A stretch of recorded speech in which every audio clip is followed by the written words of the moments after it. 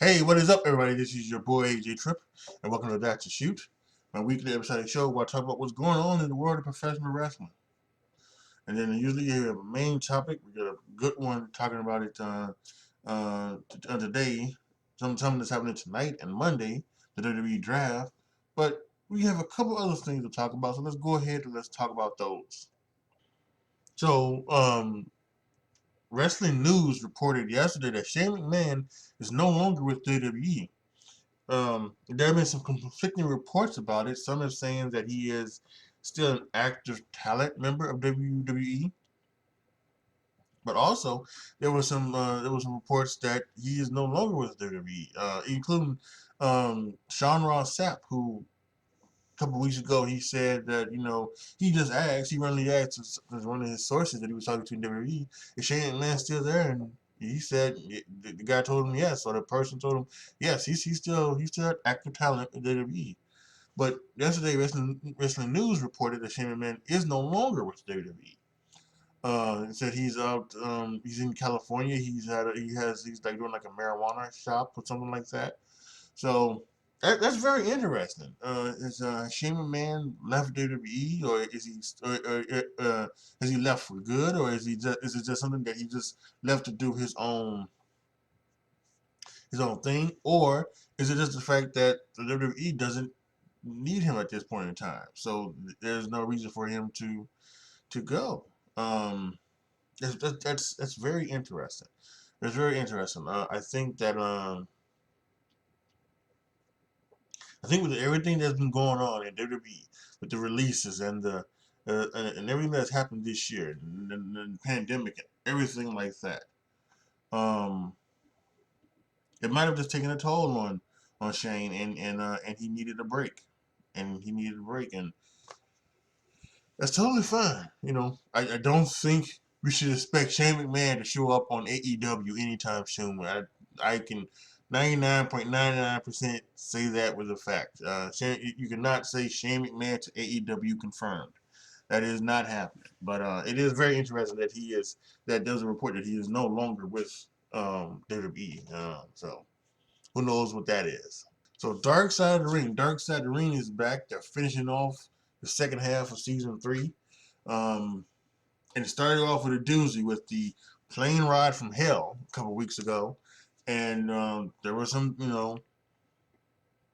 backlash at that from everything. There was some backlash from, Ric Flair, the biggest one, for what he allegedly did to that stewardess, flight attendant, and for Tommy Dreamer for saying the things that seemingly would be considered maybe victim blaming, or not believing them, or not believing her, or anything like that. So you know, it's a weird thing. Tommy Dreamer was suspended from Impact.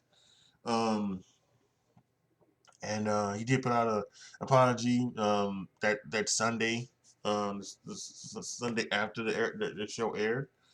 So yeah, it is wild. It is wild to see where we at, and we've got some other things going on. Chris Canyon, it was just most recently as well.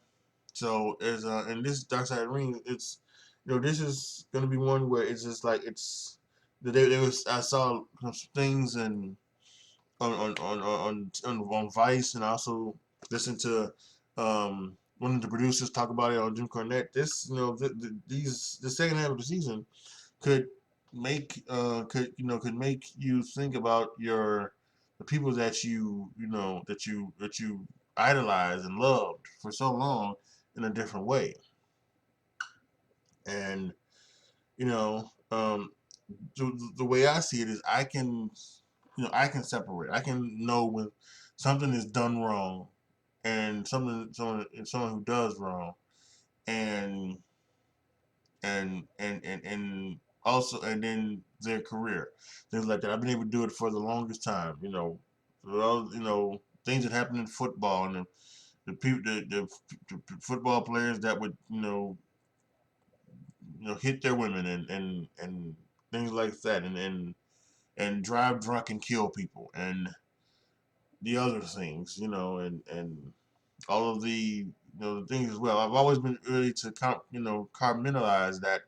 You know, the biggest one right now for me is is R. Kelly. I'm the biggest R. Kelly fan there is. And he's obviously he's been found guilty of his racketeering and sex trafficking charges, and you know that's gonna be something interesting. I'm still listening to his music and everything like that, but it's you know some people are I know some people haven't, and I guess that's your choice to make, and it's your choice to make here with Ric Flair and with Tommy Dreamer, and maybe with other things as well. Do you because I think people thought the plane ride from hell maybe was a fun, jovial trip where there was things of people getting their hair cut with Michael Hayes, and people getting busted open, you know, by other people, and things like that, and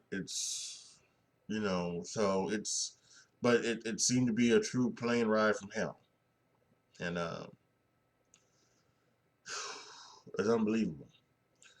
But glad Dark Side of the Ring is back. I'm not glad that they kept it on Thursday. Thursday Night Football is back. Law and Order SVU and Law and Order Organized Crime is also back. So a lot of things to watch. I wish I could have put it on maybe Wednesday or something like that, or another day or something. But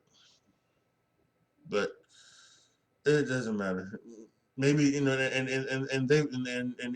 the Plane Ride from Hell was the lowest rated show they ever had. So maybe they'll realize next time if they're gonna do this split season, they need to, it needs to be done like, at the beginning of January when football is over, do your first part of the season then, do it for 6 weeks, 6, 7, 8 weeks, and then take, April, May off and then come back in June so that you can finish before the football season is over so that you don't get these low ratings.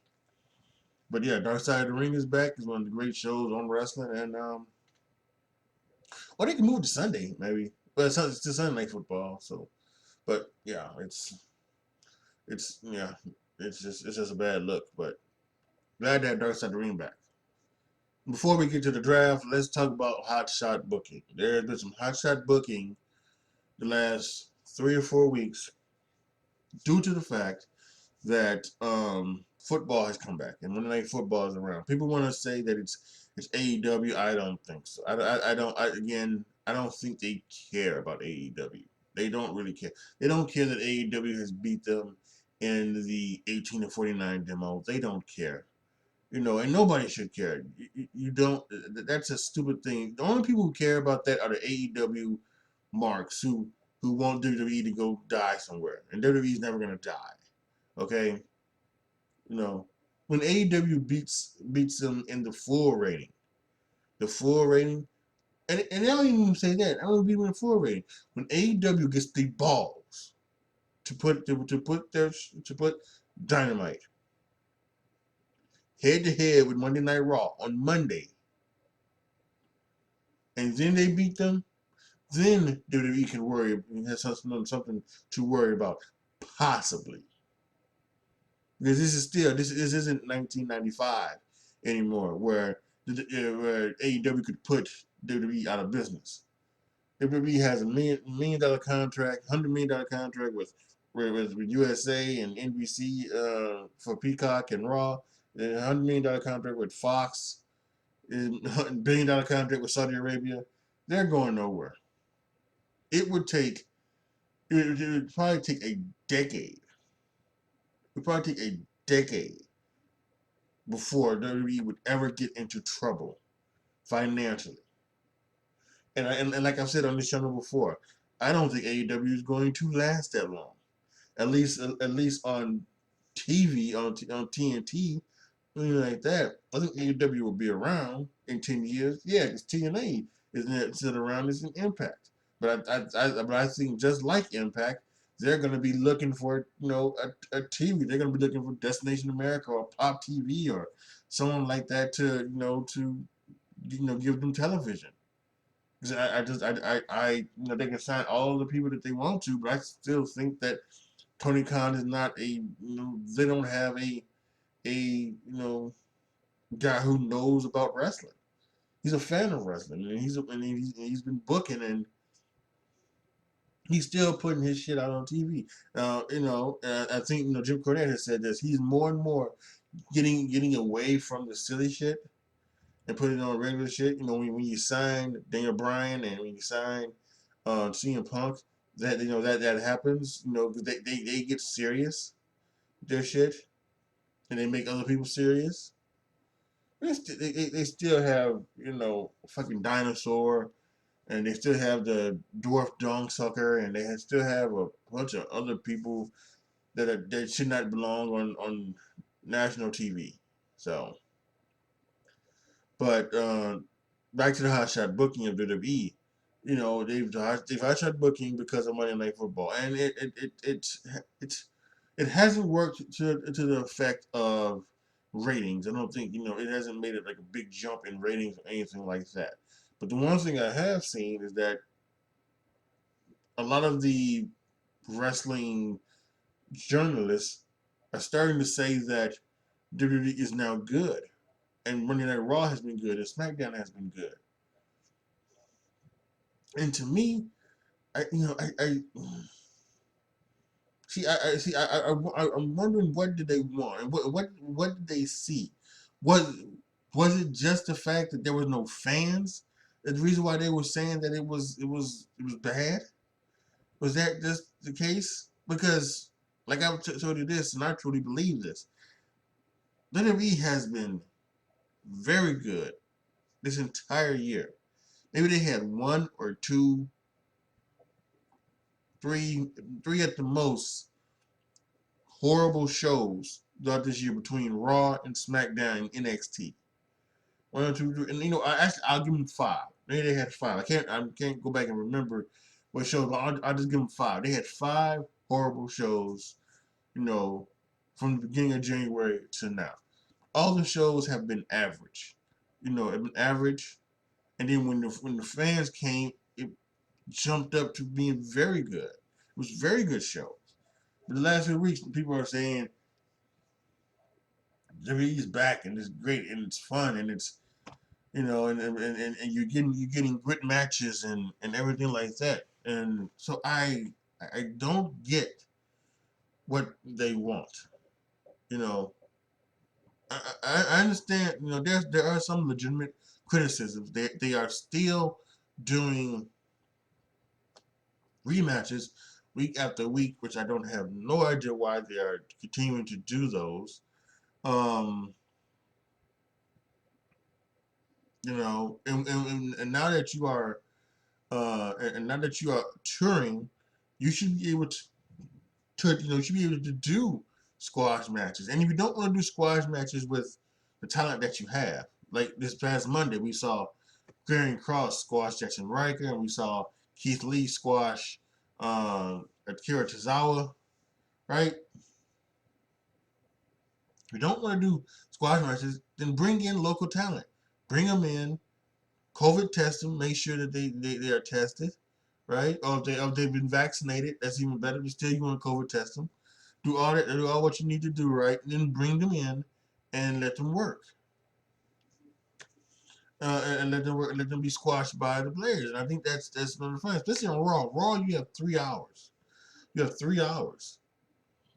There's one thing I like about NXT 2.0. Yeah, that's what they're doing. They're going back to being a developmental brand. It's not all going to be, main players, main stage players. You're going to have a player and you're going to have a squash match with somebody. And I think, I like that. I think that's where it goes. Not everybody can be a superstar. Then, not everybody can be a player or a B player or a C player. There's some D players and F players, and those D and F players should be squashed by the C players and the B players and something like that. And your A players, may not even be, like on the roster. You know what I mean? So, not everybody on the roster, but they shouldn't even be on television that often. Or if they are on television, they should be, just there to, cut a promo or something like that. I think that's everything that you do. So yeah, this hot shot booking that seemingly caused people to now all of a sudden say that Raw and SmackDown is good, are good again. So I don't know. Like I said, I don't know what they were looking at first of all. I will admit that they're doing things that that they haven't done in the last last several months, and it's because of Monday Night Football. But I think that this draft that's coming up tonight and then on Monday, I think that's going to change the landscape. And I think they're going to go back to doing what they were doing beforehand. But now with the draft and shaking it up, it's going to be more. It's probably going to be a little bit more effective, I think. Going back to normal now, and they're going to be going, booking like they should be, not doing all the hot shot stuff. And now to the draft. This is the main topic. Tonight on SmackDown, and then on Monday, there's going to be a draft, and there's going to be a draft of players, and how they've done it the past 2 years, and I expect that they're going to do it this year. Because Raw is 3 hours, they're going to get 3 picks in a round, and because SmackDown is 2 hours, they're going to get 2 picks in a round. Um, and I don't know if Stephanie's going to do it this year. She's been, Triple H, another thing we could have talked about. That happened when we were off for a couple of weeks. Triple H had a heart surgery. We hope Papa H is doing well and recovering. Surgery on his heart. So I don't know if Stephanie's going to be there, but if she is, she will be doing the announcing, and they're going to be doing the things as if Raw and the USA Network and the Fox Network are doing the things. I like that. It's fun. It's kind of doing like the draft stuff. Um, so when it comes to the draft and everything, we're talking about who is going to who's going to stay and who's going to be traded. And here is my thing. I think the champions are going to stay on all of the shows. I think Becky will stay on Raw, on SmackDown. Roman will stay on SmackDown. The Usos will stay on SmackDown. Obviously, you gotta keep them together. They're the bloodline. I would think the same thing goes for Big E now that he's on Raw now. That he stays there. I think then you got Orton and RK Bro stay there. I think unless at some point during one of these shows, RK Bro drop tag team titles, and I could see that because I think there's a possibility that as we look toward to Survivor Series, and they've already started doing the mentioning of the fact that it's going to be Raw versus SmackDown. Big E has talked about facing Roman Reigns there at the Survivor Series. So I could kind of see maybe that RK Bro could lose the title to the New Day, and then maybe RK Bro maybe would go over to SmackDown. Um, they wouldn't split them up because I truly feel that that's what this whole thing is building up to a WrestleMania match between Randy Orton and RK Bro. One of the two is going to turn on the other one, and it's going to happen, and then they're going to have a match at WrestleMania. That's what my thinking would be. I mean, that's what you do. That's what you're doing this for, right? Maybe Randy Orton would get fed up with Matt Riddle's bullshit finally, and he would take him out. Um. But I still say that RK Bro is going to stay there. And of course, the women's champions, they float from show to show. But I could see possibly one of the champions being drafted to SmackDown and leaving the other champion on Raw. While they're the tag team champions, they would still be able to go on both shows. But once they would lose the championship, one would stay on SmackDown, one would stay on Raw. So I could still see that happening. Um, and actually, I think that would actually be a good storyline progression because they could be good storyline as they want to maintain the championships because they like each other, right? They've grown. Nikki ASH has grown on Rhea Ripley, and she doesn't want to lose that friendship with Nikki, you know, and vice versa. Nikki doesn't want to lose that friendship she now has with Rhea, and then at some point you have to cause them to lose the tag team titles, and then that kind of destroys them, and that can be such a good. You can actually take that storyline to WrestleMania as well.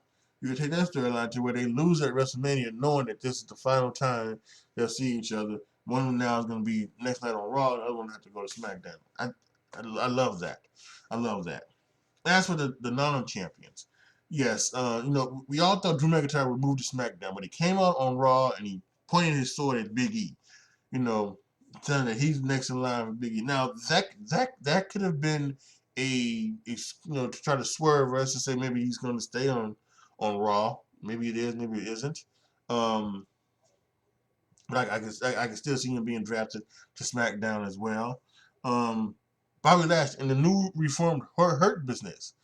He's just been beaten by. He's just been beaten by the thing, the Big E in the New Day. Would he stay on Raw now, or does he go to SmackDown now? And maybe not. Does he turn babyface to babyface Roman? Him with MVP. And again, the Hurt Business is back. So I'm not sure about that. There are some people who do need to kind of to switch it up to be there. I think the secondary championships should change. I think Damian Priest should go to SmackDown. I think Nakamura should come to Raw with Rick Boogs. I think we should do that. Rick Boogs seems so much more of like a Raw, a Raw character than a SmackDown character. I think um, what they've been doing lately with Shayna Baszler has been incredible, and I would like to see, maybe Shayna go to SmackDown, have her start feuding with Bianca Belair if she stays. That's someone who could be traded, because the Street Profits probably need to be traded back to Raw. They were champions for so long that they've wrestled everybody. So they need to probably go back to Monday Night Raw, and since they are keeping couples together, Bianca Belair would go with her. We go with them. So it's not sit there on the road. And speaking of couples, Seth Rollins is probably staying on SmackDown with his boo, Becky Lynch. Speaking of Seth Rollins, Edge is going to be on tonight. They're going to have they're going to finalize a final battle between Edge and Seth Rollins. And what could be the story is that Edge gets drafted to Raw. So then the Edge and Seth Rollins third and final battle happens at Survivor Series in a Raw versus SmackDown match. That could be awesome as well. I'm trying to think of any other people that could use a fresh start. On a new brand with some new talent. Well, I don't know. I can't think of any time, but let's talk about maybe some NXT people. Are there going to be some NXT callers? Some people are saying they think they will be. People are saying that Hit Row seems like they might get a call up. Maybe someone like Raquel Gonzalez would get a call up. Some of the remaining people, because NXT 2.0 is they're going all out with brand new people. So with some of the older NXT people still be when they get the call up. With someone like Pete Dunne get the call up. With someone like Tommaso Ciampa, the champion, get a call up. But he doesn't want to be on the main roster, so I don't think that would happen. I don't think Kyle O'Reilly is going to think Kyle O'Reilly is too small. I think we know what he says about that. I think Vince is keeping Kyle O'Reilly around. He's keeping Kyle O'Reilly and Johnny Gargano around on NXT 2.0 until their contracts run out. Johnny Gargano's contract apparently runs out, and he runs out in December. I don't know when Kyle's does, but I would think that's they're just gonna wait. I don't. They're either going to fire Kyle O'Reilly, or they're going to, or they are going to, let his contract run out. And then what about Samoa Joe? Samoa Joe was done. He gave up the NXT Championship because of an injury. Will he be drafted back up to the main roster as a competitor? I mean, there's so much stuff that you can think of. I'm trying to think of any other NXT guy that could be called up. Again, I don't think Johnny Gargano's getting called up. Austin Theory has been doing. He has been doing dark matches on the main roster. So has Dakota Kai. Would they get the official call up along with Leah? She has also been called up as well. So there are so many people who could get the call from NXT to raise up to the main roster. That it's what makes these it is what's going to make these two nights exciting, and I can't wait for it. I tell you that I really cannot wait for it. Starting tonight on SmackDown, the draft. Again, I don't think people should be worrying about how good this show is, something like that.